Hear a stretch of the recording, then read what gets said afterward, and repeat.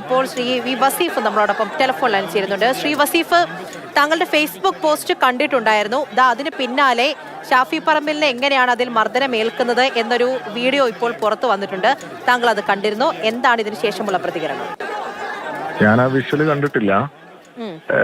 നമ്മളിവിടെ കാണേണ്ടത് ആ പേരാമ്പ്രയിൽ നടന്ന സംഭവവികാസങ്ങളെ കുറിച്ചാണ് മൊത്തത്തിൽ നമ്മൾ പരിശോധിക്കേണ്ടത്.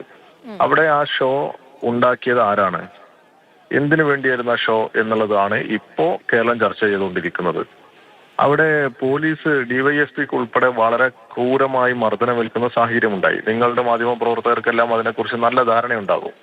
പേരാമ്പ്രയിലെ CPM ഇടതുപക്ഷ പ്രവർത്തകരെല്ലാം ഈ പഞ്ചായത്ത് പ്രസിഡന്റിന് അക്രമം കിട്ടിയ പ്രകടനം കഴിഞ്ഞ് ഒരു ഭാഗത്തേക്ക് പോലീസ് നിർദ്ദേശപ്രകാരം മാറി അവിടെ ഒരു സംഘർഷം ഉണ്ടാകരുത് എന്നുള്ള നിലക്ക് മാറിപ്പോകുന്ന ഒരു സാഹചര്യത്തിൽ പുറകിൽ വന്ന UDF പ്രകടന അക്രമാസക്തമാകുന്ന കാഴ്ചയാണ് നമ്മൾ കണ്ടത്. ആ അക്രമാസക്തമാകുന്ന UDF പ്രകടനം സ്വാഭാവികമായിട്ടും പോലീസ് നേരിടും. അതിൽ ലാത്തി ചാർജ് എന്ന് പറയുന്ന തരത്തിലുള്ള ഒരു ലാത്തി ചാർജ് നടന്നിട്ടില്ല. എവിടുന്നോ ഒരു വിഷ്വലിന്റെ കഷ്ണം എടുത്ത് ഇപ്പോൾ ഇവർ കാണിച്ചു എന്ന് പറയുന്നു. പക്ഷേ അങ്ങനെ ഒരു ക്രൂരമായ ലാത്തി ചാർജ് അവിടെ ഉണ്ടായിട്ടുണ്ടെങ്കിൽ ഈ ഒരു ചെറിയ വിഷയം, ഒരു വിഷ്വൽ മാത്രം അല്ലല്ലോ അവിടെ വരേണ്ടത്. അവിടെ ഗ്രനേഡ് എറിഞ്ഞിട്ടുണ്ട്. അവിടെ ഗ്രനേഡ് അല്ല, ടിയർ ഗ്യാസോ മറ്റോ പൊട്ടിച്ചിട്ടുണ്ട്. അതിനിടയിൽ UDF പ്രവർത്തകർ ചിതറി ഓടിയിട്ടുണ്ട്. സ്വാഭാവികമായിട്ടും അതിനിടയിൽ സംഭവിച്ചിട്ടുണ്ടെങ്കിൽ അത് അന്വേഷിക്കണ്ട എന്നൊന്നും ഞങ്ങൾ പറയുന്നില്ല. പക്ഷെ പൊതുവെ പേരാമ്പ്രയിൽ ഒരു സംഘർഷം ഉണ്ടാക്കാൻ നേതൃത്വം കൊടുത്ത ആള് തന്നെയാണ് ഈ ഷാഫി പറമ്പിൽ.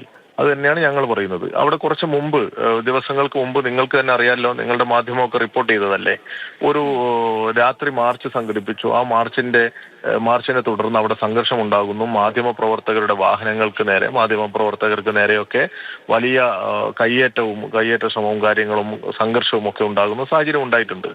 അങ്ങനെ ഒരു പ്രകോപനത്തിന് വേണ്ടി ശ്രമിക്കുന്നു, അതിന്റെ സാഹചര്യങ്ങളും കൂടിയാണ് നമ്മൾ ഇവിടെ പരിശോധിക്കേണ്ടത് എന്നാണ് പറയുന്നത്.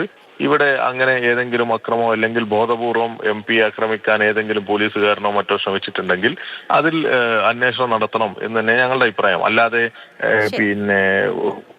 ഏകപക്ഷീയമായി അവിടെ ഒരു അക്രമം ഉണ്ടായി എന്ന അഭിപ്രായം ഞങ്ങൾക്കില്ല. വലിയ സംഘർഷത്തിന് അങ്ങനെയാണ്. അപ്പോൾ ബോധപൂർവമായ എന്തെങ്കിലും ശ്രമമാണ് UDF ആരോപിക്കുന്നത് പോലെയെങ്കിൽ അതിലൊരു അന്വേഷണം ഉണ്ടാകട്ടെ എന്നാണ് ശ്രീ വി വസീഫ് ഇപ്പോൾ മാതൃഭൂമി ന്യൂസിനോട് പ്രതികരിച്ചത്. പക്ഷെ ആ ദൃശ്യത്തിൽ നിന്നും വ്യക്തമാണ്, ലാത്തി കൊണ്ട് അടി ഏൽക്കുന്നുണ്ട് ഷാഫി പറമ്പിലിന്.